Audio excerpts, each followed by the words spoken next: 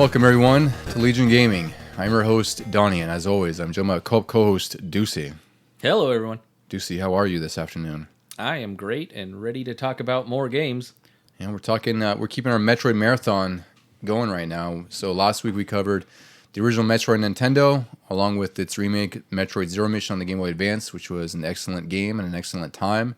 And this week we're covering Metroid II, Return of Samus on the Game Boy, and also its remake from 2017, Metroid Samus Returns. It's part of our Metroid marathon that we're going to culminate to the 30th anniversary of Super Metroid, which you'll probably hear in the next few weeks.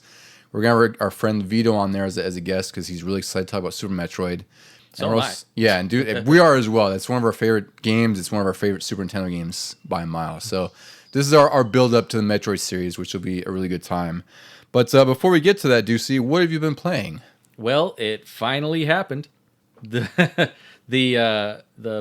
best wife in the world got me my PlayStation 5 for my birthday. The PS5 finally happened after almost 4 years of release, 3.5 years. And all the time talking about it here on the podcast. Yeah, but and seeing all the games on my at my house, like, oh yeah, I should get that when I get a PS5. And then I get it and immediately can't play it. Yeah, you got bit by the wonderful defect bug that happens more often than it should these days. Oh my god. I was just laughing and angry at the same time. Yeah. I was thinking about back in the day when, Nintendo 64 first came out and they only gave you one controller, no games, and our impressionable young minds were like, oh, this is how greed works. Yeah. And then this many years later, Sony comes out and says, how about no controllers?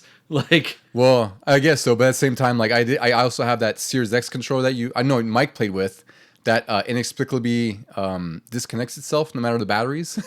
Yeah, I don't know. And you must have dropped that a couple times or something. Yeah, dropped it out of the box, I guess, into my hands. That's the same way with this one. I know, that's what I mean, though. Fresh out of the box, and I couldn't use L1 or L2, which seems kind of vital in a lot of games these days. On the D-pad, it's a pretty big deal. Yeah. But, but it is what it is. I got a second controller. We sent the first one in. That'll come back sometime, hopefully refurbished or just new. And I got a different controller, a pretty purple one, and finally started Spider-Man 2.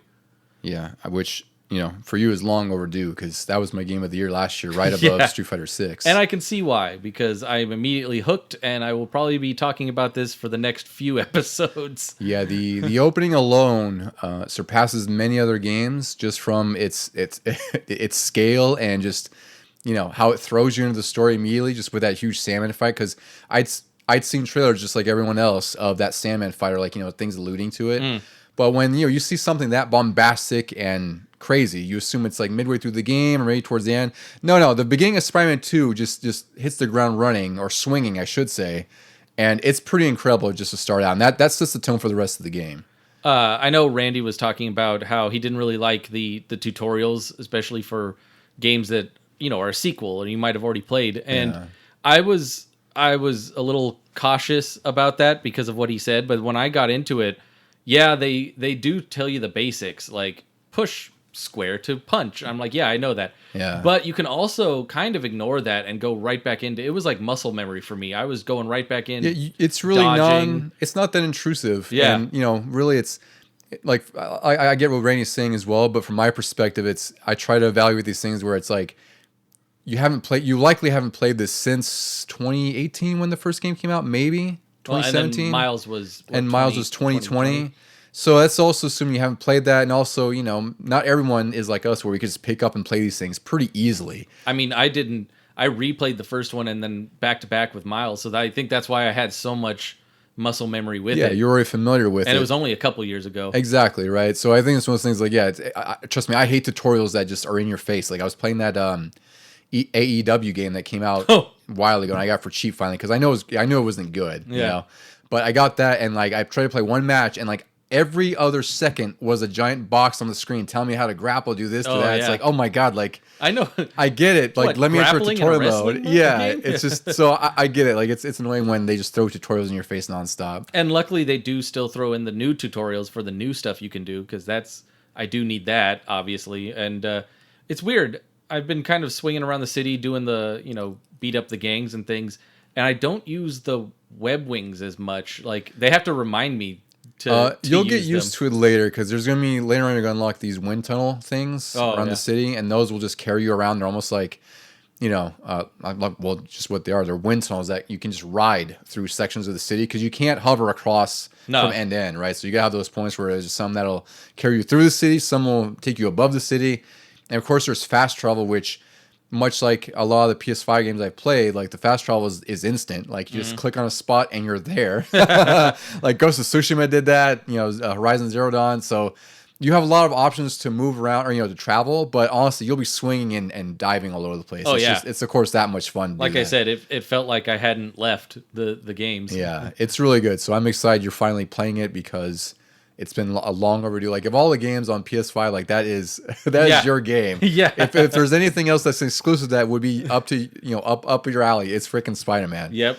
The only other thing they could do now is a new Mega Man on PS5. Yeah. But I'll probably go to everything. If anything, now you prepare for whenever Wolverine comes out because that's the next big. I think it's Insomniac or Naughty Dog. I think it's Insomniac. I think it's Insomniac. Yeah. And I also I haven't played a single second of it, but I downloaded it just in case in the background. Helldivers 2. Oh, you did buy that. I'm ready for that whenever you guys need to call me up. Well, we were just talking because Vito and I were playing that last night actually, and I told him it's like, well, he's getting through Spider-Man, he's testing the waters with that, so it'll be a matter of time. But we'll find some time because I mentioned last week we've been playing that, so it's always more fun with more people in that game. So it'll be a good time no matter what. It's pretty exciting. Was that it? Was just those two big ones right now? Yeah, that's all. I mean, I have been playing more of Star Trek Online because I'm still in that mode, watching the show, playing the game.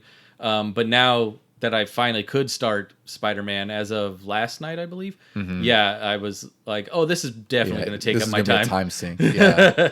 Yeah, I've been playing. Let's see, I've been playing Final Fantasy VII Rebirth. Of course, I'm just still like enjoying every moment of that game. Like I want to get through it, but I'm also like enjoying every little stupid thing in there, like all the side stuff, like I mentioned last time. And then of course I got into WWE 2K24. It's one of those games that I wasn't buying annually for a very long time because at the time like they just weren't worthwhile to buy every single year unless there was a great showcase mode. Was it 2K19 or 20? 2K20 is trash. Awful. Yeah. 2K20 is the one where they had to do like a massive reset where they didn't release 2K21. They're like, we have to we have to redo this stuff. We have to reevaluate our morals. Yeah, which is unfortunate because 2K18 and 19 were really, really good. And then 20 came out, I didn't even bother with it, and it was awful. So, we picked it up with 2K22, loved it. 2K23 is great. And then 2K24 just improves on what, the foundation of 2K23 did. I do want to get that one next because of just the whole WrestleMania showcase. Oh, it's fantastic. Yeah, it goes through 4 years of WrestleMania. So it goes through, I think it's like 22 matches, iconic matches from WrestleMania. Nice. So right now, I just finished WrestleMania 13, which is my favorite match of all time. It's Bret Hart versus Stone Cold Steve Austin, a submission match. And I just started when you got here earlier today, the WrestleMania 17 match with Stone Cold Steve Austin and The Rock. Nice. So it's cool because it's definitely, as I say, it plays the nostalgia fiddle perfectly. And of course, beyond that, the game just has a ton of creation modes. There's a lot of online stuff. I think they did improve the menus and loading because all the menus are a lot snappier. Like you're not hanging out waiting for certain things to load anymore. So it's good to see that they didn't try to reinvent anything. They just are polishing what was already working over the last 2 years. And of course, I'm really excited for all the stuff we'll play on there. They polished the online multiplayer. That's the thing I'm hoping for. I'm not quite hopeful because 2 years in a row was pretty not great. Yeah. But I'm hoping, really, it's like the only thing I ask is like just don't disconnect me, don't disconnect us when we're playing. That's all I care about. Can I don't we at least do one match? Yeah, because like once the matches get going, it plays pretty well. There's not that much lag that I can notice. No, yeah, we had plenty of fun. It's pretty solid. It's just finally stayed in. Yeah, it just sucks when it kicks you for no reason or we can't get all in a game together. So regardless, it's gonna be fun whenever we all get that. I know it's always a good time because we're gonna do that local co-op, which is fun. Yeah. And then the other game I'm playing that also came out around at the same day as Final Fantasy VII is Star Wars Dark Forces Remastered by Night Dive. Yeah, I almost forgot about that. Yeah, it's really good. I expected Night Dive to do great work, and it looks really great for a game that's about 30 years old. They've done all the Night Dive magic by porting it to their, I think it's called like the Kex engine. So they've reworked everything, like they've redrawn all the art, so it looks really good. It doesn't look as pixelated as it used to. You can also switch to retro graphics, which is fun. On the fly, like push a button? No, well, you have to go in the options and, Okay. and toggle it back and forth. You can't do like the button swap thing. Yeah. But it's really good. It's definitely rooted in its date because I found out that there are lives, and I found that out because I died A lot. 3 times in a level, and I restarted the whole level. And it's one of those games where like level design now, it's kind of in most cases I would say it's more thoughtful, where it's like the way that the level unfolds, or like what you're going, the pathways and everything. Dark Force is obviously from a time where you should be remembering where you're going while you're traveling through. Because I did finish the level technically. I just had to get back to my ship, but I couldn't figure out how to get back to my ship. I had took in some waterway or something, or some tunnel that I couldn't remember how I got to. You're like tapping a stormtrooper on the shoulder. Could you show me to the I would, but they're all docking dead. bays? I killed them all. Yeah. So it's one of those things where I had to restart the level, and I just had to play through it. It's fine. Like I knew now I probably could get through the level in like 5 minutes instead of 45 minutes, But it's fun when those games remind you like they're from a time where it's not so forgiving. Like there's not really any checkpoints. Like you can't autosave anywhere. It's still rooted in its old fundamentals of the time, where it's like you have your 3 lives. If you die, restart the whole level, which is how you learn the level as well. It's funny you mentioned those old times. Like I don't usually put GoldenEye into this category, except recently. But it is. I watched somebody play it for the first time ever, and they're a little bit younger than us, so they grew up more with PS2 and things, and they were having such a hard time traversing some of the levels. And then like when you die, obviously you start all the way from the beginning, no checkpoints at all. And I was like, I don't know how I didn't get frustrated with this. We just sort of knew that's what you had to do. Well, I think we had to just learn, because that's also we play enough games from that time where you understood how certain things work. Yeah. Like they may be obtuse, but it's funny you mentioned this, because there's been some online discourse about Final Fantasy VII Rebirth having, how like a lot of modern games now, like they'll paint something you can traverse, right? Yellow. Like the yellow. Yep. Or I think Doom does it the best, Doom 2016, where the platforms you're supposed to go on are highlighted by these yellow neon lights that are part of what the structure is, right? It doesn't look out of place. But people are complaining with Final Fantasy VII. They did it with Resident Evil, right? There's a few others. It's like anytime all the someone, remakes. some they'll do this and people complain about it, but this is exactly why. Because I guarantee you, when they do testing and this and that, like focus groups, like people who don't know how to play games or whatever, if they can't figure out where to go, they're stopped dead in their tracks, and they're probably going to quit the game.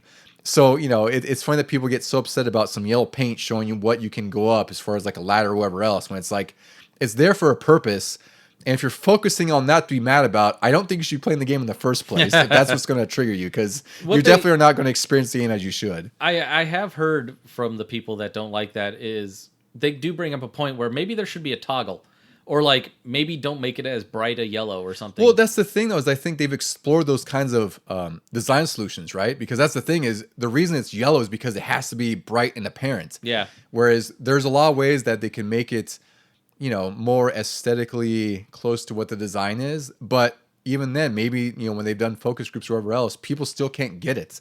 And you have to accommodate that, where it's like, it sucks and it does stick out. But for me, I'm also like, I don't care. I'm also picking up, timber from the ground that has like these triangles. Like, why is that any less immersion breaking than the yellow paint, I think I liked how, I'm pretty sure it was Horizon did it, where, well, no, they might have had some yellow, but...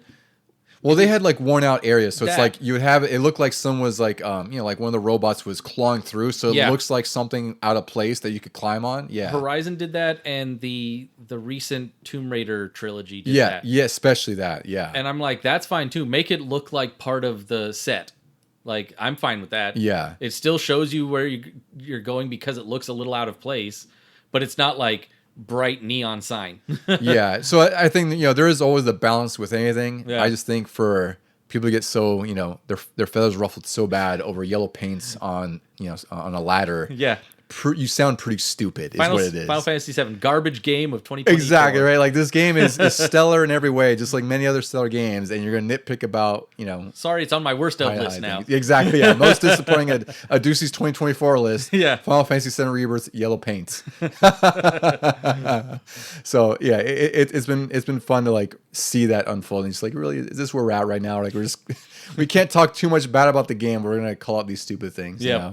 So I think that'll do it. I guess we could start with our main event, and that'll be Metroid 2, The Return of Samus.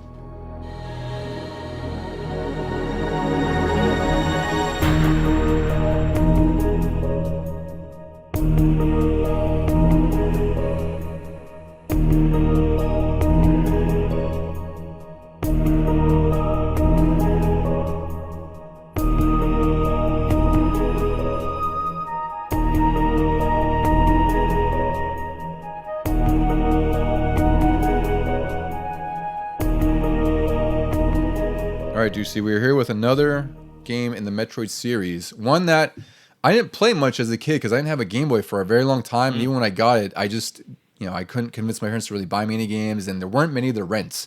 Yeah. But we're starting with Metroid 2, The Return of Samus on the Game Boy, which was released in November 1991.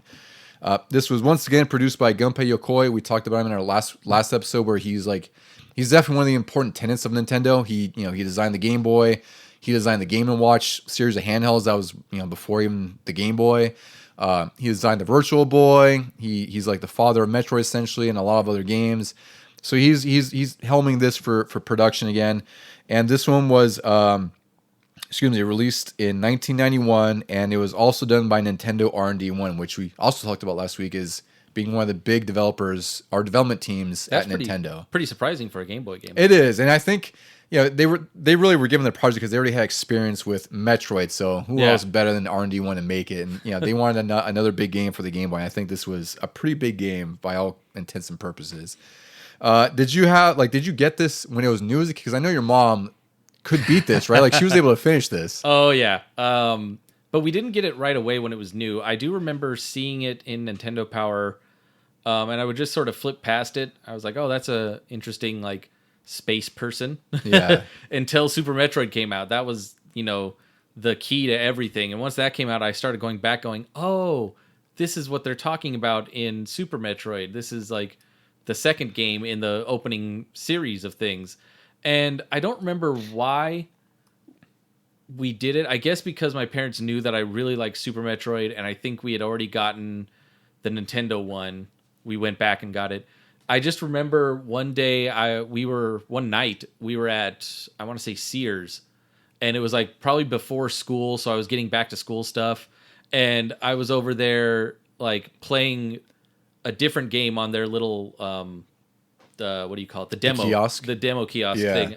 I don't even remember what I was playing, but I overheard them trying to get the game in secret. Maybe it was going to be a Christmas gift or something. Yeah. and I immediately perked up because I have pretty good hearing when it comes to that sort of thing. And they were like, well, we can't hide it. Here you go. But then, like you said, you didn't play it much because you didn't have a Game Boy. Yeah. I probably didn't play it much because my mom played the hell out of it. Yeah, I know this was her game because she was also into portable games in general. I always remember going to your house, and she was almost always, if she wasn't doing the crochet thing, or knitting, especially during the summer between school, she would do cross stitching. Excuse me. Yeah, she was watching soaps or something. Yep. And she always had a Game Boy in her hand. It was always Metroid 2 or Donkey Kong Land or something like that. Sometimes Dr. Mario. Dr. Mario, yeah. So I know this was one of her games. That's why it made it more impressive that she was able to beat it, because I did borrow this from you once I got a Game Boy. I got a Game Boy only because a friend of the family had found a Game Boy in a rental car that they rented. And they're just like, do you want this? Yeah, because I couldn't convince my parents to buy me a Game Boy. I had the Game Gear. And my dad was very much like, no, it's black and white. I'm not gonna buy that. Get the color screen one. And definitely Game Boy had better games, but I still have my Game Gear. So I only got the Game Boy as a result of them giving it to us. And it came with baseball. And then I remember renting Mega Man as my first game on there. But then I really wanted to try Metroid 2, even though I knew that Super Metroid was, I couldn't get far in that either. Yeah. And I think I got even less.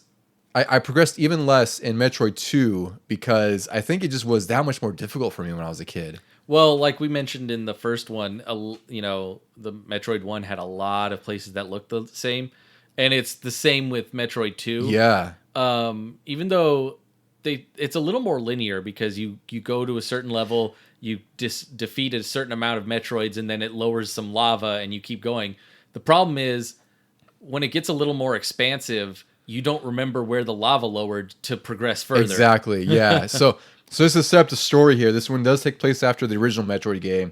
And this one, the Galactic Federation decides that they don't want the Power Metroids to be used by the Space Pirates, who sort of abducted the original Metroids to make their own bioweapons. So their plan is to essentially exterminate all Metroids on this planet called SR-388. And what they did is they sent teams to go destroy the Metroids. And of course, much like, the Alien movie and everything else in space involving extermination of aliens, the teams they send out don't, eventually just stop responding. They can't get a hold of them. So once again, they send Samus, the last bounty hunter from the Metroid 1 game, to finish the mission and basically kill all the Metroids, which, like Deucy said, there's about 30, I think there's 47 total, roughly, 47, and then you have to kill 38 or 39 before you sort of get to the end game portion of the game. And the idea here is that once Samus, we're kind of jumping ahead, but once Samus does kill the Metroid Queen, she finds a Metroid egg and it hatches, and the Metroid sort of, I guess you could say, believes Imprints. imprints. Yeah. It believes that Samus is its mother, and Samus. Yeah. I said salmon. Samus spares its life, and then the Metroid clears the way so that they can both escape. So it's a pretty interesting story because that's a Game Boy game, and I wouldn't expect that kind of a story to come out of there, especially because I don't think there's very many cutscenes. It's the same thing where there's just like a couple of text crawls at most, and probably the manual giving you more of the lore than anything else. I think it's really all the manual. I don't even remember text at the beginning or the end. And I'd already known this story was going to happen because of Super Metroid. Like the opening cutscene, she talks about the first game, and then they show clips of the second game. With some improved graphics, obviously. Yeah. But it's basically shot for shot what you do at the end. Yeah. So this was, it's a pretty big Game Boy game, really. It's notable for being like one of the bigger adventures on the Game Boy. The graphics, they look great, but the sprites are probably too huge, which I noticed that about Game Boy games is it's hard to find a balance between them. There's some games like Ninja Turtles where the sprites are huge. Yeah. Right? And they take up a big part of the space, which are a big part of the screen, which, the screen is not big on a Game Boy screen. So it's like your character you're playing as probably is like, a quarter to 1/3 of the screen in general. But then you have the other side of the spectrum where it's like Mario Land 1, where like Mario is super tiny, right? You can barely see him in your platforming. Yeah. On a Game Boy screen that has no color and no backlight. I think they found a good mix of that with Mario Land 2 and Wario Land. Yeah, I was about to point those out, which we're covering in a future episode when we're doing Mario Land 2. But yeah, Mario Land 2 is like just at that balance where it's like the sprites are just big enough and detailed, but they're not too big where you can still platform, because that's the thing is like with a platformer, you don't want a confined screen to blindly jump with your giant character, But this one, by Metroid 2, that's the thing. It's one of the caveats, but I think it's one of the things that it works out because the game it looks really great on the Game Boy. You want a good-looking Samus in her suit and everything because they've improved the look of it. Like the suit now, once you get the Varia suit, will look like the ones from Super Nintendo. Yeah. And she can do the crouching and into a morph ball instead of straight to morph ball. And they don't really have too many enemies on the screen at once, so it's not like you're going to get overpowered and get hit with blind fire or anything. Yeah, that's the least appreciated because again, like even the enemies are pretty big. Yeah. And it could get, there's times where even like when you're fighting a Metroid, that thing could just hit you because of its size and your health is just whittled away to nothing.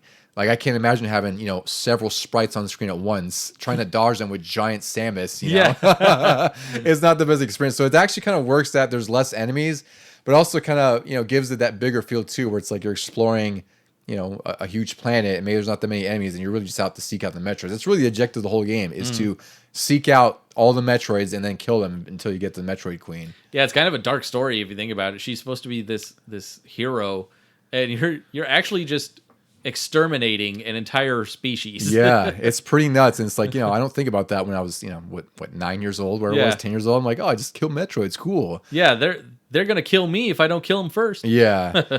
So just to give some context to some of the releases, because we'll go through some of the reviews here. So this was November 1991. I just kind of generalized this for games that came out in 1991 because it was a pretty huge year.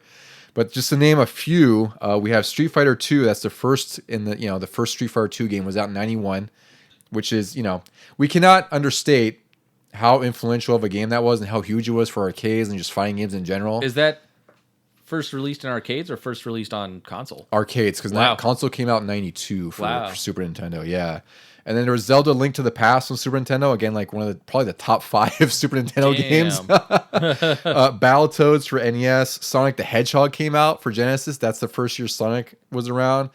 Final Fantasy II, which was Final Fantasy IV, that came out on Super Nintendo. The original Duke Nukem, like the 2D side scroller, was out in '91. Turtles in Time on was it that arcade or was that? That was Super Nintendo. Oh, wow. Yeah, Super Nintendo Turtles in Time.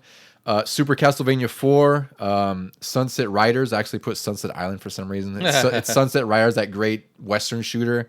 Monkey Island 2, Simpsons, Bart vs. Space Mutants, which I love, even though it's a pretty awful game. Yeah. It's kind of like They Live with the Simpsons, but not good. Lemmings, a pretty big series at the time. Super Ghouls and Ghosts, Final Fantasy Legend 3 on the Game Boy. And the first iteration of Civilization was released in 1991, which Whoa. is pretty crazy considering we have Civilization 6 now, and there's always been spin-offs within that too. Yeah, there's been like remakes and all that sort of Yeah. thing. I'm blown away that with all these that came out, like Zelda, Turtles in Time, Super Castlevania, that R&D1 was still doing Metroid 2 for Game Boy. Yeah, well, I'm surprised that they didn't just say like do a Super Nintendo game or something, Yeah. because I don't know when development on Super Metroid started, but it's weird that they just said like, yeah, go do a Game Boy game. But it's also, it may be one of those things where they needed a really strong Game Boy game. I don't know where, aside from what I listed here, like I don't think there's anything huge on the Game Boy at this time. Maybe at least I not think out. Mario Land 2 was what, 92, I believe. I think so. So it's one of those things where maybe they said like, we trust you to make a great game and just do Metroid because we're convinced you could do something good. And they did something well. Like it worked out really well because it's got pretty solid reviews overall. I got reviews here from Nintendo Power and GamePro. So Nintendo Power issue 31, December 1991. This was the cover story, which I'm pretty sure I remember seeing this at your house way back in the day because it's one of the more noticeable or more familiar covers I have for Nintendo Power. Oh yeah, it came in handy. Just like the maps of the first one, this one has full maps of the entire game. They don't cut you off towards the end. Yeah, and it comes in handy. That's what really helped my mom start her like speed run tactics practically. Yeah, definitely, because there's no in-game map in this game at all. Yeah. So you really just have to memorize it, or we mentioned in Metroid 1 episode how you might have graph paper and you might draw out your own maps. But the Nintendo Power Guide, this one had an 11-page feature, which pretty beefy amount of the game just in those 11 pages. In fact, after a while, she didn't even need the magazine anymore. She had the whole I'm sure, because the whole she planet memorized where everything was. Yeah.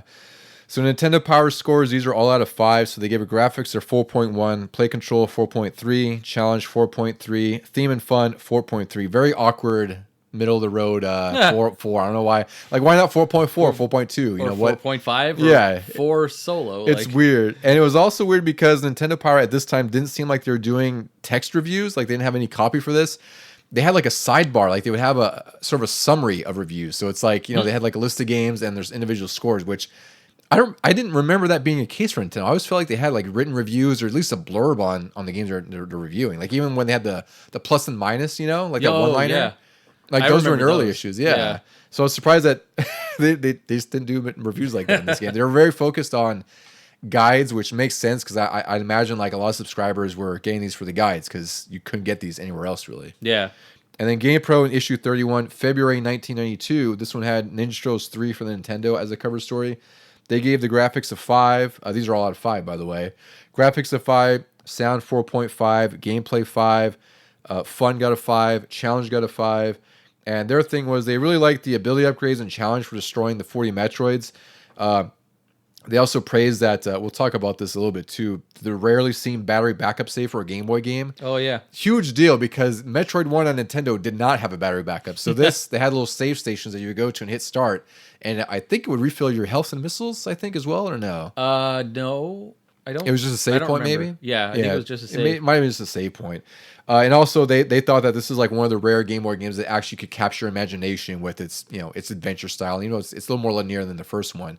It's still a pretty beefy Game Boy game. Yeah, it's a good adventure, no matter where you're at in it. Like, yeah, and the saving really helped because you're gonna be turning off your Game Boy a lot more than you probably would your Nintendo. Yep. So it's pretty imperative you have this. Of course, they get a password system, but I'm glad in this case they didn't because I'd imagine if you're a kid and you're driving with your parents, you're not gonna want a pen and paper to jot down a 24 character password for this thing. What we also didn't cover in the last one was that the only way to get those passwords was to die. Yes, that's right. You didn't get them anywhere else. Yeah. And then also for fun, I looked into this, but Mega Man 2 for Game Boy was also reviewed this issue in GamePro. And for that, they gave graphics a 5, sound 4.5, gameplay and fun factor 5, and then challenges 4.5. So Mega Man 2 is a better reviewed game. It might be the better game overall. I don't know. But actually, no, it's about the same, and the challenge is one little less. Yeah, right. So they're pretty similar, I would say. I would agree with that. Like, I do remember Mega Man 2 back then being a lot easier than Metroid 2. Oh, for sure. It was a lot more sensible too. Yeah. And then, we usually cover EGM in here as well because they're kind of like the big three magazines at the time, at least that I used to read. And oddly enough, EGM did not review Metroid 2 for a reason. I looked from issues November 1991 all the way up to April 92, and they didn't say a word about Metroid 2, which I found very surprising. But wow. I also wonder if it's one of those things where I don't know how the Games Press works back then. Like, I don't know if they had to be sent copies or if it's one of those things where magazines would have to go out and buy them, Because GamePro was still pretty new at the time. It was less than 2 years old, So I wonder if it's one of those things where it's like, well, we never got it, so we're just not going to review it. Sorry, Nintendo. Like, you got your own magazine or GamePro. Also, I mean, they had to cover a lot more. Nintendo always stuck with Nintendo. That's also true, too. So I'm wondering, did EGM really cover Game Boy games that much? They had, so in the issues I did look, it was always like a couple Game Boy games. But it's also like, they'd have Links in there, like a couple Links games, Atari Links. And of course, I would assume the big focus was, Super Nintendo and Genesis. Because 91, then Super Nintendo launched then, and Sonic came out this year as well. So those are going to be those are going to sell more magazines than anything else. Yeah. No matter how good Mega Man 2 or Metroid 2 is. So the premise of this game, as we said, there's about 47 Metroids to kill. You only need about 39 initially to get through. And then you go sort of like the endgame segment where you fight the Queen Metroid, excuse me. Well, what it is you do these Metroids that are morphing into higher... Yeah, they're mutating. They're evolved states, and then the last handful are classic Metroids that you fought in the original game. Yeah. So it's like there's an Alpha, Gamma, Zeta, and Omega Metroid mutation, and that's the idea is like that this planet's... I think they're infected by the parasite, right? And they're mutating as a result. Or no, is the Metroids just are that's mutating just by what nature? They do. Okay. Like, if they're allowed to, they can do that. Yeah. So this game it seems beefier than it is because it's just, again, like Metroid 1, there's a lot of backtracking and a lot of, even though it's linear, you still get kind of lost because, like you said, there's going to be points where in the game it's broken up in like sort of 9 phases, 9 map areas. So that just means there's more to backtrack and more to keep track of where you can't traverse. Because when you kill the Metroids, require an amount, and it doesn't tell you in here, I don't think. I think you just have to seek them out, and then eventually you see the screen shake, and then the sort of corrosive lava, whatever it is, goes down, and you have to go to that area, and that's sort of like your new area. Pretty hard overall, though. A lot of the background and the ground you're walking on all looks the same. Yeah. Especially on the black and white Game Boy screen, because there is a color enhanced version, which we'll talk about. But yeah, and there's only a couple areas where it starts to look a little different. Instead of rock and stone, it looks like bricks and a settlement. Yeah. And other than that, though, even when you get into the end game areas, which this is interesting, I never realized until recently, but the closer you get to the end of the game, the less enemies there are, because technically you're closer to the nest of the queen. Oh, that makes sense. They're going to the core. And she's been eating and killing all of these things, and they don't want to live there, so they're going to be up closer to the surface. Yeah. Which is a really cool touch, because again, you wouldn't think that, especially from a Game Boy game at the time, in 91, you don't really think of that narrative thread connecting to the end boss like that. Usually it's just... they're throwing everything they can at you as you get closer to the end of the game, right? Where it's just like, we know you're at the end. Like, we're just going to beat you up. Yeah, it should be a gauntlet, like an endurance test, And then, so the color enhancement is actually really, really awesome because the color version developed, like, it's Super Game Boy enhanced. I don't know. I think that does have the color enhancement, but the idea is that Nintendo R&D1, they also had a hand in designing the Game Boy Color. And what they did was they actually programmed the palette for Metroid 2 specifically on the hardware of the Game Boy Color, which is why it looks so freaking good in color. You mean on Super Game Boy? No, Game Boy Color as well because it's enhanced on there. Oh, you could play it on that. Yeah, because Metroid that makes it's sense. backwards Yeah, compatible. Yeah. So on the Game Boy Color to make it as as a showcase because Game Boy games on the Game Boy Color did have you could do the color combinations at the beginning like the button combos and you would get a different palette. But Super Metroid I think might have been the only game that had a specific palette tailored for it that was programmed onto the hardware. And that's the version you'll play when you play this on Switch Online because it's available on there. That's the version you're getting. And it's probably one of the best looking Game Boy games in that entire app and one of the best looking Game Boy games in general just because of that specific palette. I've been noticing that with the games that we're finding at the stores.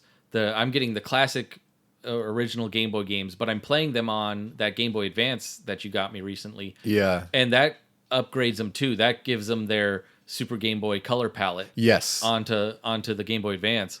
Yeah, and it looks really good. Like some games look better than others, but Metroid 2, you could definitely tell that they spend time to make that palette because everything it's like Samus's are orange. She has some yellow on there. Yeah, it doesn't even look like a Game Boy Color game. It looks like like there's that Wonder Swan or Neo Geo Pocket Color, which looks better than the Game Boy, but the games aren't as good. Yeah, it looks really good. So that's the version you can play on Switch Online. I'd say it's absolutely worth trying out.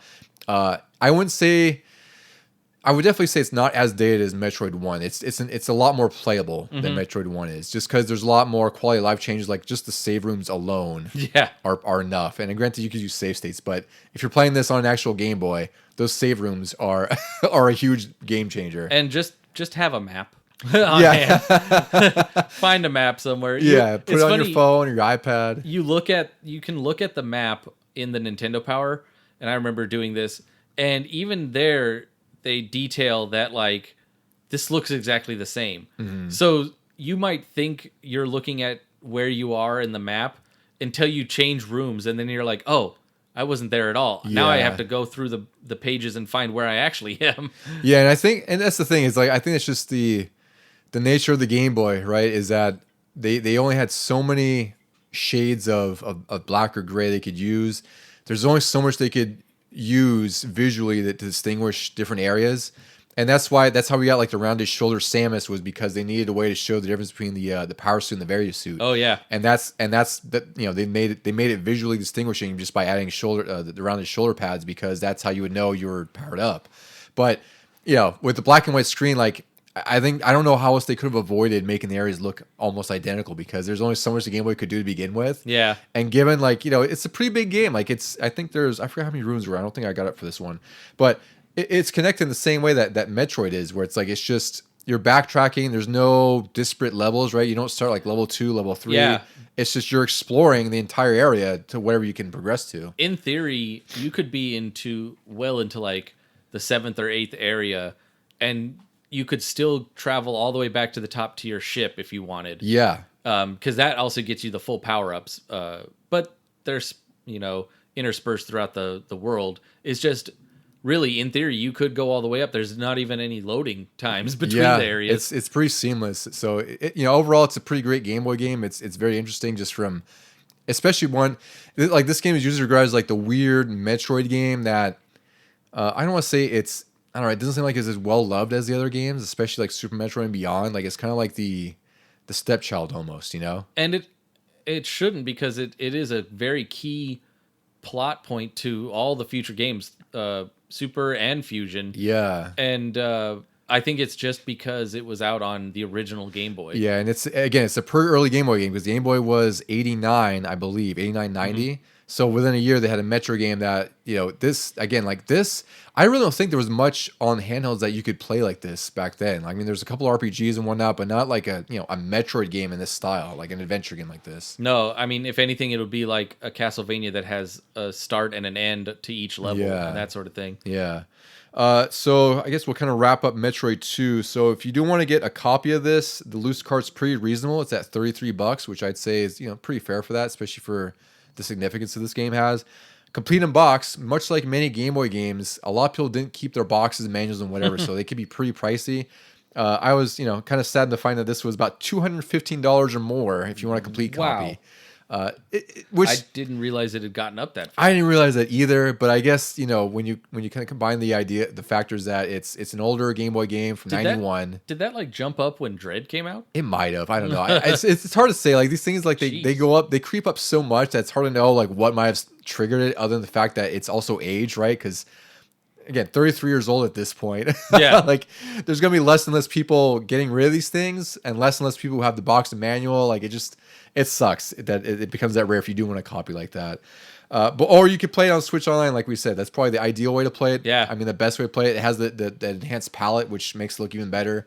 And it's definitely playable. If you're not playing Samus Returns, which we'll talk about, this is definitely playable, and you could get through it, especially with save states. Oh, we almost forgot, with all the items and everything, a lot of it was return to it's form. A lot of firsts. But a lot of firsts that you'll see later right. in Super Metroid. But then one that was only there for Metroid 2 and didn't come back until Prime, really, the Spider Ball. Yeah, and the Spider Ball was really great in Prime because they really took advantage of the magnet tracks. Yeah, it looked really great, and it was just another sort of layer on the amazing Metroid Prime cake. Yeah. It was so funny to have it in the Game Boy game though, because they didn't really set parameters to it. You could just stick to a wall, and you could literally traverse the entire cavern along this wall. I would do that. Go over the ceiling.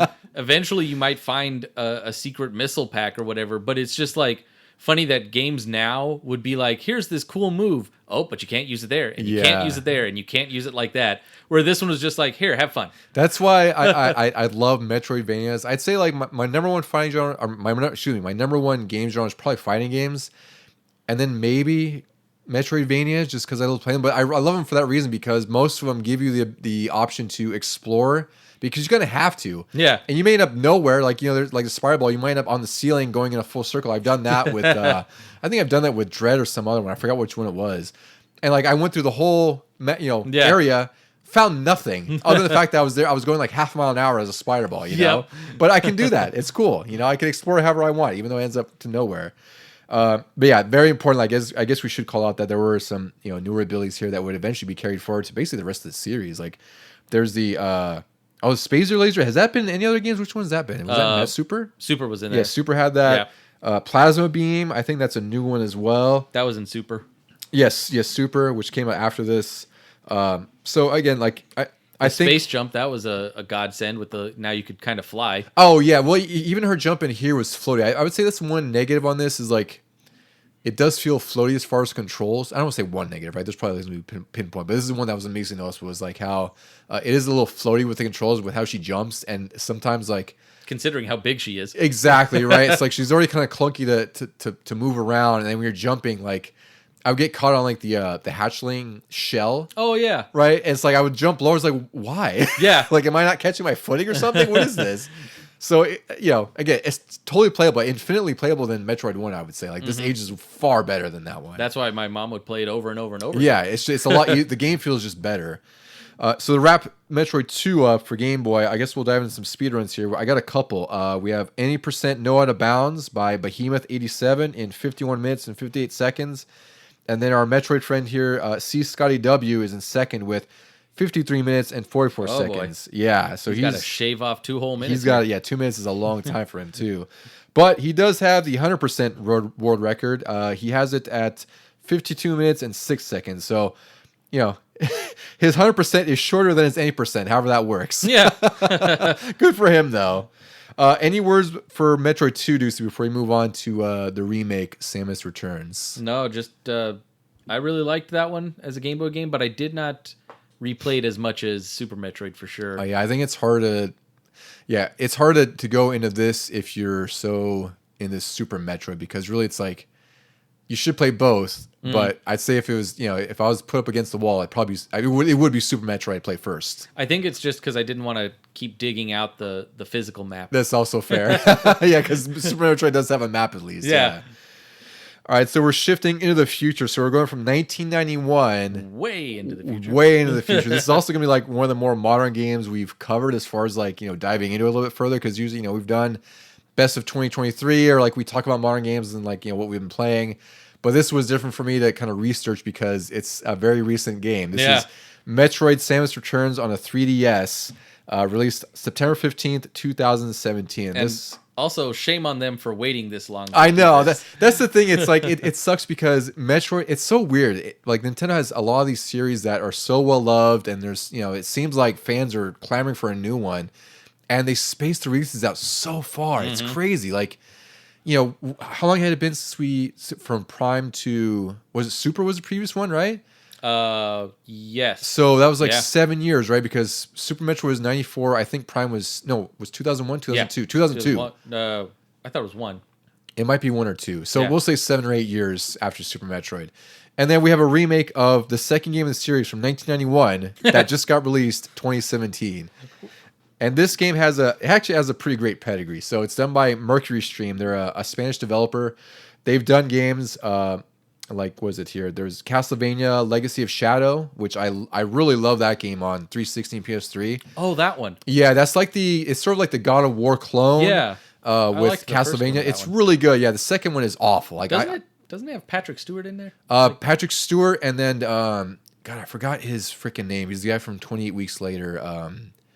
Cillian Murphy? No, that was 28 Days Later. Oh, right.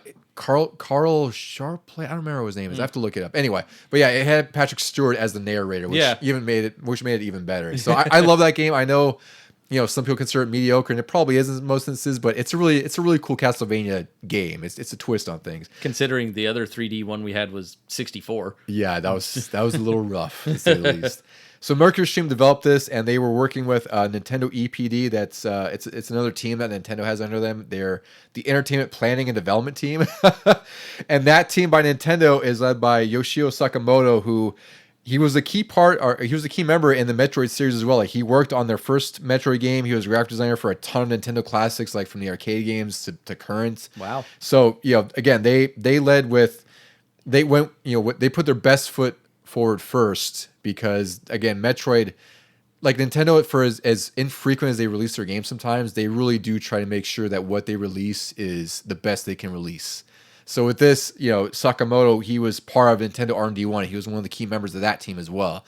So when you have MercurySteam, who, really they caught wind of MercurySteam because they did Castlevania Mirror of Fate on the 3DS, which is also that sort of Metroidvania 2D side-scrolling game.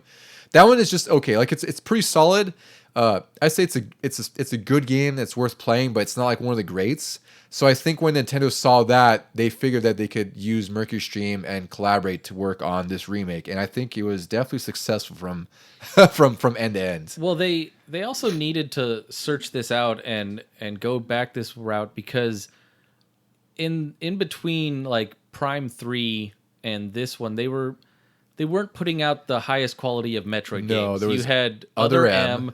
And then what was the Federation? There's Galactic Federation Force, I think it was called. Metroid Federation Force, which was like this ugly, awful looking multiplayer. I don't even think you see Samus at all. It's like these generic, like stubby Federation soldiers. I don't even know what you really do in the game. I just know that no one cared for it. And there's also Metroid Pinball, which was weird. That was fun. That was great. And then Metroid Prime Hunters on DS, which was that arena first-person shooter on DS. I heard okay things about that. I didn't like it. I only played the demo, but it was just like an arena shooter. So it was like a multiplayer game without the multiplayer. I wasn't a big fan. It wasn't awful. It just but like I said, they had to go back to the basics because they were doing to an actual Metroid game. They were doing this weird stuff. Yeah.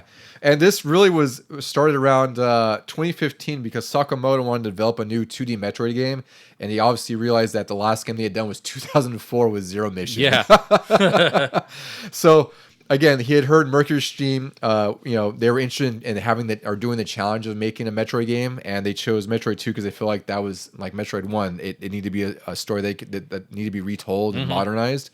And interestingly enough, Metroid 2 is the only game that Sakamoto didn't work on. He worked on all the other games in the series but Metroid 2. Wow. So it's kind of cool that he didn't work on 2, but he also got to kind of reinvent it with another team, And also they went with a 3DS because it had 3D visuals and a dual screen, which I think is perfect for this type of a game. If anything, just because the map is on the bottom screen. Yeah. Yeah. Huge difference. And at the time, the only other option would have been Wii, and we did not want more motion controls. I had enough of motion controls. Absolutely. Well, by 2017, Wii was pretty much dead. It would have been Wii U at best, And nobody right? would have And seen nobody this. would have seen that. Yeah, they would have not made another Metroid game probably because of that. So they wanted to. So when they started this project, they again they had the same sensibility that Metroid Zero Mission had, where they wanted to retain as much as possible of Metroid 2, but also avoid making it the exact same game and kind of falling onto some of the monotony and redundancies. But they also wanted to add some meaningful innovations to the game and make it stand out on its own legs while still rooted in Metroid 2 and its story. It's very interesting that what they do here with this as just sort of a test kind of becomes a standard. It does, and a lot of this would inform Dread because there's a lot of things you'll see in Samus Returns that you'll see in Dread just from an aesthetic standpoint and just control and playability. Like in here, they added the Aeon abilities, which it's a twist on combat. Like there's one that's there's like a slow mo one. There's one that's what do I have on there. They all have different abilities. There's like what do I have it on there. There was one that's you get an armor. There's like a lightning armor that boosts your defense against enemies. There's a scan pulse, which shows sort of weak points in your area. Or like hidden sections. Yeah. Right? Which is really huge. And there's the beam burst, which is like it has like it's like rapid fire and you do more damage. And there's also the phase drift, which is the one I mentioned where it slows down time. So they added all of that to kind of differentiate it. And also the combat is fast paced. It's fast paced to say the least, which I love. I love that. I love that about it, where you can shoot in all 8 directions now. Like Samus could stay in one spot and shoot all around her. You now have a parry mechanic, which is really cool. That adds an alternate way to play where, if enemies, they'll kind of flicker before they come at you, and you can counterattack. It's something you'll see in Dread. Obviously, it's used a lot in Dread, where you'll counterattack and then you'll get like a damage boost when you counterattack with them. Yeah, I feel like this one, it kept the heart of Metroid combat while incorporating these. And then Dread just like streamlines it and makes it all absolutely sleeker and quicker. Yeah, and takes and of course takes advantage of the Switch more than anything else, which is why it's I've professed my love for Metroid Dread many times. And then a fun fact on this: the music was composed by Daisuke Matsuoka and directed by Kenji Yamamoto. Both of these are co-composers for Super Metroid, which is really cool. So they reinvented Metroid 2. You might as well get the best. Yeah, it's like come on, get like your all-star Avengers team and make a new Metroid game. So the story for this is very similar to the Metroid 2 on the Game Boy. Like it follows a lot of the same beats. The biggest difference here is that there's a post-credit scene where it's a horn toad, I think it's called, or hornode. It's one of those the little ones that look like a frog? Yeah, they look like just, like chubby frogs. It gnaws on Ridley's discarded claw because you fight like a version of Mecha Ridley in here as well at the end. And then, the Hornode is gnawing on its claw and it's killed and it's mutated by an X-Parasite, which leads into Fusion, right? Yeah. And the series after that. That's another reason that they had to kind of redo this is because this now incorporates story elements from the Prime series, like with Mecha Ridley. Yeah. And then leads on into Fusion with the X-Parasites and exactly, stuff. Yeah. So that was another thing that they got to do with this remake is they further were able to tie it with the series that already exists. The only thing now that they can't explain is why Ridley in Super Metroid is not mecha at all. Yeah. I don't know the story for that either. Maybe we'll get another game that'll explain it. Yeah. But yeah, it's really weird how, he's mechanized for a reason it is. So this game, we mentioned it was released in September 2017. So I got a few releases from that time 7 years ago, Deucy. I don't know. I mean, I can't remember what happened last week, let alone 7 years ago. I know this is going to be weird. Like sometimes we're blown away by the old releases, but we're going to be even more blown away by the recent ones. So I captured a few. There's Destiny 2 that came out in September 2017. Dishonored: Death of the Outsider, which is the I think it's like a spin-off game of Dishonored. It's like it's like the mini standalone game, like it's a side story. Marvel vs. Capcom Infinite, which I loved that game, even though it had an ugly art style. I actually loved that game a lot. God, why did I think that was more recent? It seems like it would have been more recent. It should have been, yeah. There's Rayman Legends Definitive Edition on Switch, which I think is an overlooked platforming game. I think it's one of the more gorgeous 2D games you could play. I see almost no one talking about it for whatever reason, and it controls and plays amazingly. It's always cheap too. It's always like $5 on eShop and PS4 and everywhere else. It's really good. Yeah, I've kind of wanted to get into the Rayman series because I heard about how good it was on N64. I think it was Rayman 2. Rayman 2, yeah, it started on Dreamcast and they ported it on N64, and I think even PS1 might have gotten a port too. Yeah, and that was like their first 3D outing, but then since then they've kind of gone back to 2D. and they've just been nothing but great. Yeah, Rayman Origins and Rayman Legends, especially Legends, like, I mean, you can't get much better for 2D platforming with those games. I don't know how those games get overlooked. Yeah. I don't know if it's because it's Ubisoft or what, but definitely check them out if you haven't, because I think you'll be pleasantly surprised at how good they are. And a couple more I pulled out of here. There's a Thimbleweed Park. It's that point-and-click adventure game. I've always wanted to play it, and then I don't know why I don't get it. I heard it's really good. It's always on sale or it's on Game Pass sometimes. Yeah, and I have it on PC because I got it through, whatever bundle, like always. I just haven't started. It's just, I feel like I need to be in the mood for those point-and-click games, It's supposed to be kind of like X-Files or Twin Peaks. Yeah, Yeah. Very much. Yeah, with the pixelated art style. Yeah. And there's also Fallout 4 Game of the Year Edition and Pokken Tournament Deluxe for the Switch. So again, a lot of these, we've played a lot of these because they're pretty recent. But it's weird for us to talk about this in this context because, again, we're always talking about games from like the 90s, 80s, late 80s, maybe early 2000s. This is like our first modern game we're kind of diving into. And with that, magazines are dead in 2017. Oh, yeah. There's very few that exist. There aren't any major magazines that are released. Like, GameStop has their Game Informer magazine, which, still has a print, which is great. But it's not, magazines were not what they were in the 90s. Like in the 90s, that was how you got your information before the internet started to get bigger. So for this, I pulled some OpenCritic ratings. I did like Game Informer for a while there. Me too. It was a good source of what's coming up.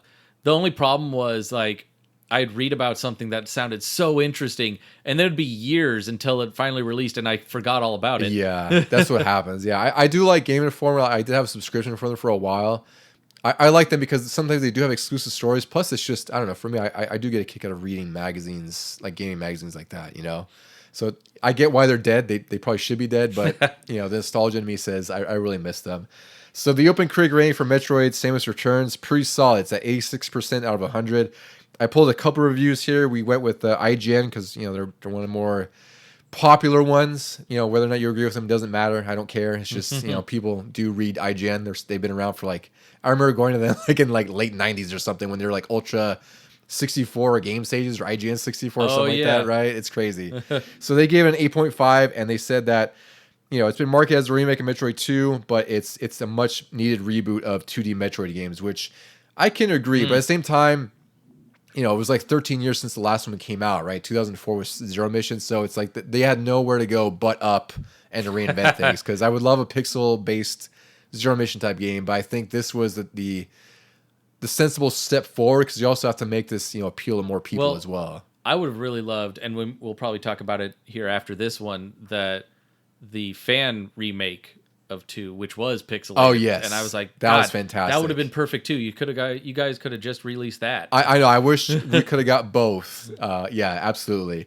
And then Game Informer reviewed it. They loved it. They gave it a 9.8 out of 10, and they thought that the steady drip of upgrades and collectibles were, it helped ensure that the exploration was, it wouldn't get tiring. Like it was enough to keep it fresh and, exciting because you're constantly discovering something or upgrading something. Yeah, it feels like they took the planet of the Game Boy version and then just sort of compacted it. Yeah. I wouldn't say they cut anything out. They just sort of made it closer. Yeah, and they also, if anything, what they did is they added different pathways to get to certain areas of the map, right? So it's like maybe it's not from left to right, but what they did is like, you go left, right, up, down, all the way around, whatever. But it's like it's still rooted in Metroid 2. And they made the areas more distinguishable. So you could tell when you have to go back and go to where the, in this one, it's like a purple acid. But when that lowers, where it was. Yeah. And you could find your way to move forward. Exactly. Yeah. And then GameSpot reviewed it. They also loved it. They gave it a 9 out of 10. Excuse me. And they said it's Metroid. It's a return to form, and it's an exciting evolution of the series' beloved formula, which I agree on all accounts for that too. Like this is definitely what I would expect from a Metroid game on a console like the 3DS, because the 3DS obviously has its own special features with like the 3D visual slider and the touchscreen. So it makes perfect sense that, again, Nintendo with their lateral design philosophy, it's like, well, we have this 3D system. What can we do with it with Metroid? And they nailed it. Like the 3D effect is pretty awesome. Like I booted this up last week. It still looks really great. Like it's a 7-year-old game. It's 3DS. It's kind of rough around the edges. Yeah, but it looks great for what it is. Yeah, I remember I played a little bit of it with the 3D on, but luckily it's not a necessity. Yeah, and so I would turn it off usually just to save battery. That's what I would do too. Yeah, and having the touchscreen wasn't a necessity. Like in some games, like when a DS game came out, they really wanted you to do the touchscreen. And this one, that sometimes it was just like Oh, I think you had to tap for your Aeon abilities, didn't you? And that Yeah, was... it was just like some you could do that with your finger. Like Yeah. some games back then, like you need your stylus practically in your hands. Yeah. Right, to swap between D-pad and that. But this was just like you would select your Aeon abilities or swap them. I think you could. I don't know if you could draw on the map too for points of interest. I don't know, but they use it in a sensible way that it wasn't totally relying on that. Like your hands are still on the controls. You know. Yep. So, you know, we mentioned the combat in this, and this one definitely, you know, has a heavier combat on, or excuse me, heavier focus on combat. I think you could tell that like immediately because there's more enemies on the screen at once. You have more abilities at your disposal, like even before the Aeon abilities. Like you're definitely more threatened than anything else. The way you take down Metroids in this is insane because in the Game Boy one, the original, you just kind of pumped them full of missiles until they exploded. Yeah. In this one, you have to shoot them in their weak spot, parry. The parrying kind of turns into a cutscene where she grabs them and starts practically punching them with her gun arm and then shooting missiles straight into their mouth. It is wild. Like you're like, wow, Samus, did they insult your mother? Like, what is going on? Yeah, she is out to exterminate the Metroids. Like she's on a mission with prejudice. 100%. Yeah, there's no Metroid will survive Samus in this game. Yeah. And the other thing that I noticed, or I not noticed, excuse me, was that I was reading about, and I didn't get this because you have to complete the game, and I didn't realize this because I got through like most of the game, but I didn't finish it for a reason. Yeah, I don't know what I was doing in 2017. I got stuck distracted. somewhere. I think that's what might have happened with me is I just got stuck somewhere, and then I just got distracted by something else, unfortunately. Which, you know, I'll get to this. I should just play through it just to get it done. But they added some extra images that you could unlock that sort of show the history of the Chozo on SR388. We talked about in Metroid 2 and a little bit of Metroid 1 about the history of the Chozo and like the species they are, and you know how they sort of had the Metroids that got out of hand. And when you beat the game here, different completion ratings unlock more images, and it has a story that shows when the Chozo encounter the X-Parasites and how it used the planet's creatures as hosts, which, you know, again, leads into Metroid Fusion very soon. It also shows how the Chozo created the Metroids to combat the parasites, and that unfortunately got out of hand and wiped out the Chozo. It's that old conundrum of like, oh, you've got a bunch of rats, we'll introduce snakes. Yeah. Oh, now you've got a bunch of snakes. Well, that's like we're calling cats or eagles. Yeah, it's just a problem that doesn't get fixed. And then the variant shows there's two Chozo leaders, and one is revealed to be Ravenbeak from Dread, the final boss, which I didn't realize this was connected to that in that way. Yeah. Oh. So him and another Chozo warrior are shown, and then one of the Chozo warriors is shown to be killed, and then Ravenbeak is like overlooking his army, which is pretty crazy. I didn't realize it was that directly tied to Dread, because Ravenbeak is the last boss in Dread. Yeah. I didn't either, but for the same reason, I never finished Samus Returns, unfortunately. Yeah, I know that we got some work to do apparently. Yeah, that should be the next thing we get on. I think what happened with me was like I got stuck somewhere, and it was a handheld game, but I have like one of the original 3DSs, so it's smaller, and my I didn't know that. My hands kind of cramp up a little. Yeah, I have more. the XL. Yeah, I didn't. I think I forgot there was a smaller 3DS. Yeah. Because I only used that at the Target kiosk. I was like, this is small. Yeah. Because I didn't get a 3DS for a while. I got the Zelda 3DS XL, and that feels pretty good. But I wish it had like a second stick or something, because that's the only thing that sucks about the DS is there's no proper dual stick for like camera movement. You know, you might have to use a touchpad, which, you know, works, but isn't ideal. Yeah. So yeah, anything else we want to dive into on this game, Deucy? Because I feel like overall, like, I think it's definitely a great remake. I would say that I don't know if I like it better than Zero Mission, although, you know, I haven't finished this one, but I also want to say, like, just in terms of the game feel, it probably is better than Zero Mission in that respect, because it's modernized. But also, that's not a fault of Zero Mission. Zero Mission came out 2004. I think what it needs to put it above Zero Mission for me, it needs a re-release on like Switch. Yeah. And just more ease of access to play it. And because you in theory should love this one, because it is very much like it's Dread Light. It's precursor to Dread. It just needs that better playability with it. I think that's what it is, because you know, we've gotten to a point, especially with the Switch, and to a lesser extent the PS Vita, like that was really just like a mini PS2 that could also play PS1, PSP games. That 3DS, it's not ugly, but you know, when you're playing Switch for the last 7 years, it's a little bit hard to go back to the 3DS, because it's not an awful looking system, but it definitely shows its age more than other consoles do. You know? It's just very small. That's why I'm glad that the Luigi's Mansion that was on 3DS is now it's coming to Switch. Yeah, they're doing like a remake of that essentially. Yeah, and they really should consider Samus Returns for this too. Yeah, I agree. So I mean, overall, like this game is excellent. I would say play this over Metroid 2 on Game Boy. Yeah, even though Metroid 2 is on the Switch and you probably own a Switch. I mean, play it that way, of course. But if you do have a 3DS, get Metroid Samus Returns. I think it's totally worthwhile buying. Right now, you could get the cart for $30. You get it complete for $33. There's also a special edition that came out. I have this because I was lucky enough to pre-order it when it came out. It was only like $45 or something. It had like a soundtrack CD. It has a reversible cover, so it looks like Metroid 2, which is really cool. Oh, nice. Yeah, that's really the biggest reason I got it, because it had the reversible cover. It looks awesome. And if you want that one, it doesn't make any sense. The loose version is $66. It's just the cartridge. I don't know what they mean loose. Oof. But then if you want the full complete version, it's $73. So it's a little bit more expensive than a loose one. But really, just get the regular version if you don't care. Like it's a totally fantastic game for 3DS if you still have one. Speed runs. We'll get into a couple of speed runs before we get to our grand finale of the remake that never got released. Yeah. Speed runs for Samus Returns. We have any percent no out of bounds by Just N Zane.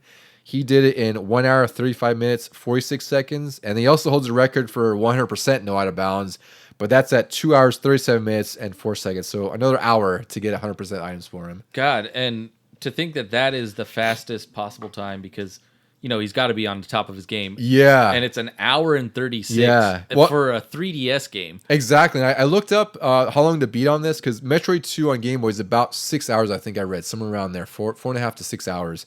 Just to beat the main story in Samus Returns, pretty beefy game. It's 11 hours, which is pretty solid for a portable game. I know they did add, because in the original you just had to kill the Metroids. In this one they added some bosses and things like that. There's a few new areas. There's a few like mini bosses, and there's obviously more Metroid enemies around. Yeah. So again, like they did what a remake should do, is take what was what made the original great, and then just build and build and build upon it. And it's a fantastic remake through and through.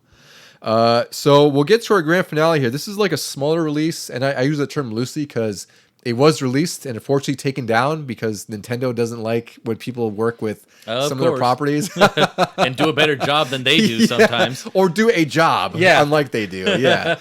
So around 2016, there was a release of it's called AM2R. It's another Metroid 2 remake. This was done by an Argentinian programmer named Milton. I think it's Guasti. His handle is Dr. M64. So yeah, that's pretty great. So he originally started the AM2R project kind of on his off time, like from his day job, and then he got more like friends and team members to work on it. And what this game it's just a built from the ground up remake of Metroid 2 with sprite graphics. It looks with Super Metroid graphics. With Super Metroid graphics, I'd say it's more like on the Metroid Fusion Zero Mission side of things. Zero Mission, yeah. Yeah, it's sort of an amalgamation of those three aesthetics, like Super Metroid and Fusion and Zero Mission. And they built this from the ground up in I think it was like Game Maker something. It's like Unity, where it's like one of those platforms you just build games on. Nice. So he was able to he drew all the graphics. They create all the pixel graphics, which look really incredible. Like everything's just really vibrant and lively. I did get to play through this on PC. Like I actually managed to beat this pretty quickly. Like it was only like an hour and a half, 2 hours, which I was surprised. It just breezes right on through because it has a lot of the combat abilities that Samus does in Zero Mission, like the ledge hanging, and she almost looks like straight out of Zero Mission 2. Yeah. Excuse me. And then, he did make some updates to this. Like the AI is obviously a lot better. There's this really cool lore system or log system where like you can collect these little bits of lore around, SR388 that it's kind of like Prime, where it gives you like a data log on certain events that happen in Metroid 2. Nice. I don't know where he pulled that from. I don't know if it's something he wrote that sort of ties in the Metroid series. Like I don't know if that's something he, maybe got from magazine, where he just wrote it to tie in the story better. Controls were a lot better. They were way less floaty. I noticed back then, at least, that they were less floaty than Metroid 2. And then he included the same sort of progression of mutated Metroids, where it was like an Alpha, Gamma, Zeta, and Omega.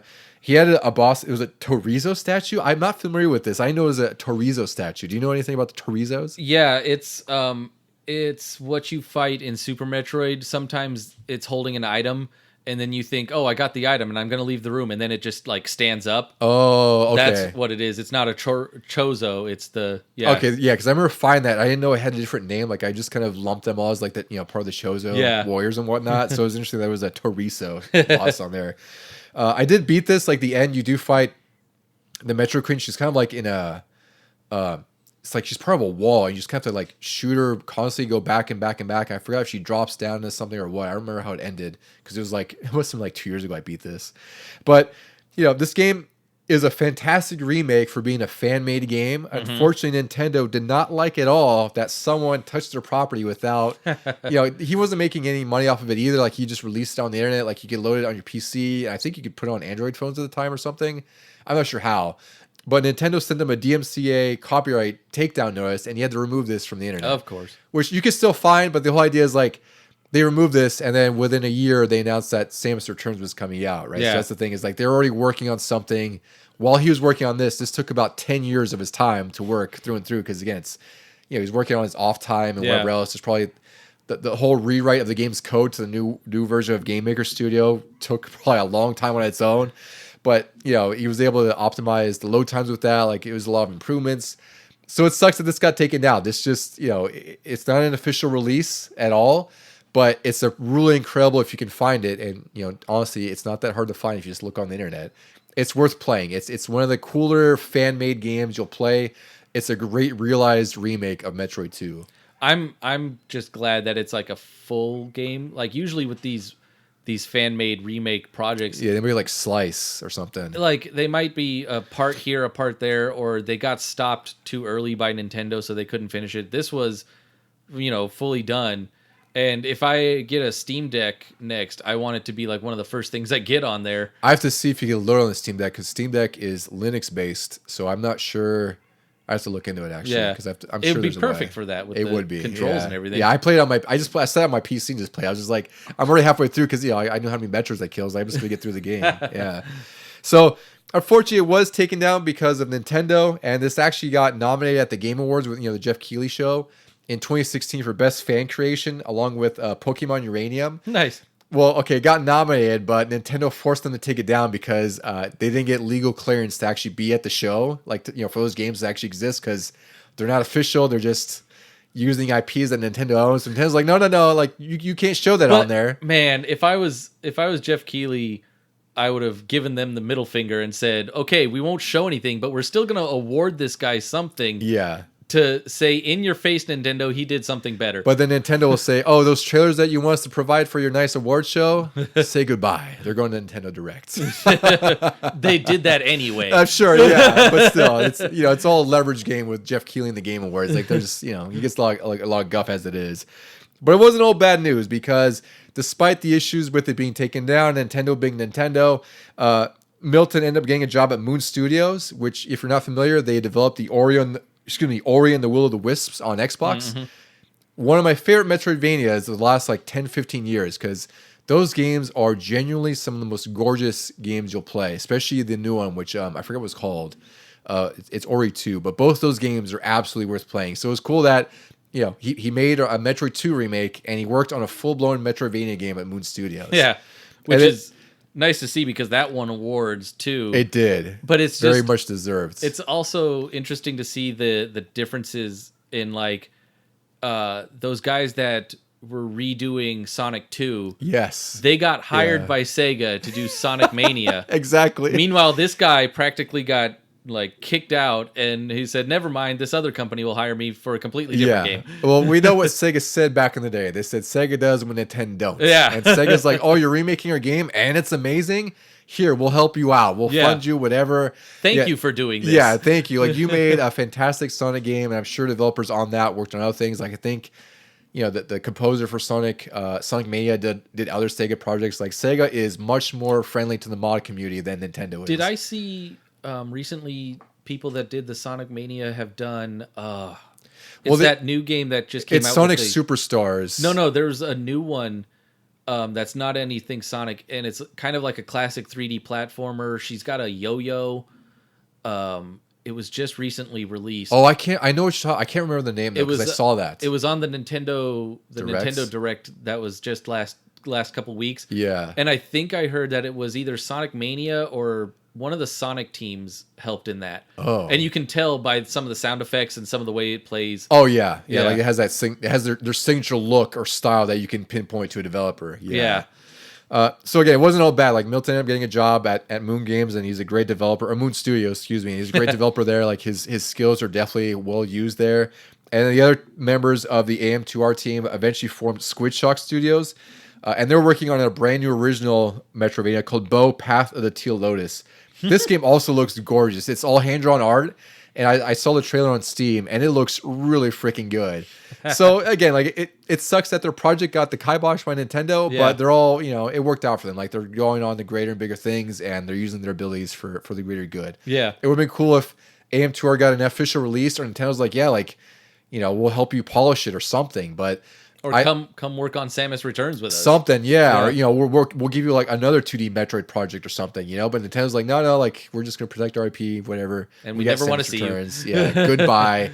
And Moon Studios like, no, come here. Yeah, you're very skilled. Come on. So that was really it. Like this is kind of a trifecta of Metroid games. It's interesting because we covered Metroid 2 on Game Boy, and we also covered 2 remakes, one official and one unofficial. So I guess we'll get to final thoughts on Metroid 2 and then the remakes as well. So Deucy, where would you put this in your Metroid tier list maybe? Wow. And what do you think of Metroid 2 in general, sort of its impact on the Game Boy and just gaming in general? God, I think just kind of off the top of my head for my Metroid list, it has to be maybe 4th. And then I would say, just in general, I don't know if I could individually rank Metroid 2 and Samus Returns separately or whatever. But I would say, Super Metroid, Metroid Prime, Fusion, and Zero Mission, and then this one. So maybe 4th or 5th. But it is, like I said, very key to the entire universe, really. Like, Dread, now we see, comes directly from Samus Returns. Fusion comes from, with the X-Parasites. It's a follow-up on SR388 and all that. It's very integral, and people definitely should pay attention to it more. Yeah, they don't just like play it on a YouTube channel and go, oh, this is like terrible because I can't find my way around. Or it's a Game Boy game or something. Yeah, I think that's some games get a bad rap because they're Game Boy or Game Gear games, perhaps more deservedly so in some instances. But portable games seem to get a bad rap, especially from back then. And as far as like overall on my Game Boy experience, like, I am glad I have this. I always loved that my mom loved it so much and just like kicked the crap out of it. She couldn't always beat the Queen Metroid, but she would get there so fast, and then she would like say, "Here, beat this for me real quick."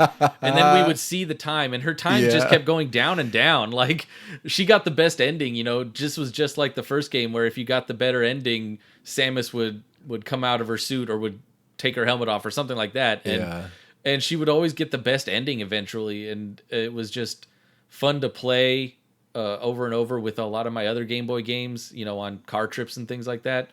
And yeah, I'm just glad I own it now, especially with the prices going up. I know, especially with the complete one. Like, again, this is another game I would love to have complete, but it's just not going to happen at $215 or whatever. But I'm right there with you. It's the same instance where, I didn't grow up with this game, unfortunately. Like, I played your copy, a little bit, and I just got stuck back then because I barely played Game Boy to begin with. And I was not a good Metroidvania person at all back then. But I do love Samus Returns. I really loved AM2R.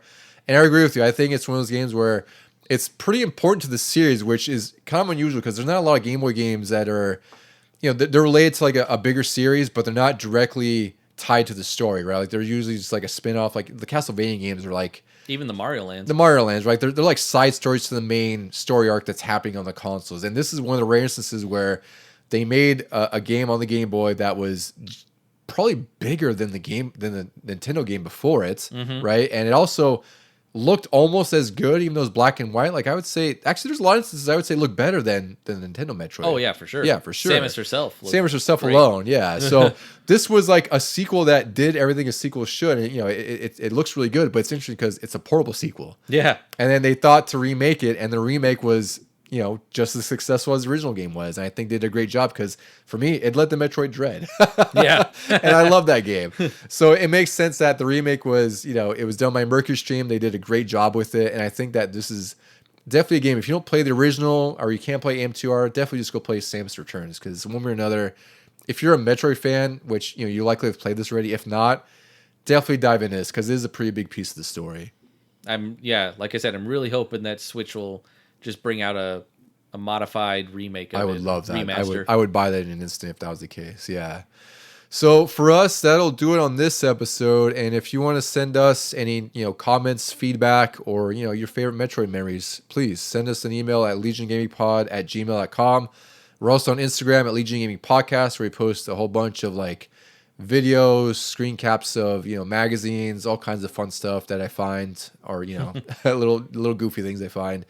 Next week, what do we have next week, Deucy? We're going to start doing we have the WrestleMania episode coming up, and then after that, we're going to be doing the 30th anniversary of Super Metroid, 30th anniversary for that, and Mario Land 2, and there's a whole bunch of other stuff we're probably having plans we haven't really figured out yet, but we'll figure something out. We might throw something down in the middle. There might be a little break around Easter time. Yeah, we'll be on a little bit of a break because we all have adulting things to do. Yeah, family time, and just adulting in general. Yeah, This would be great if it was our total day job, but it's not. So with that, Deucy, any final words for our friends going off in the Metroidvania worlds? Just see you next mission. Thanks, everyone.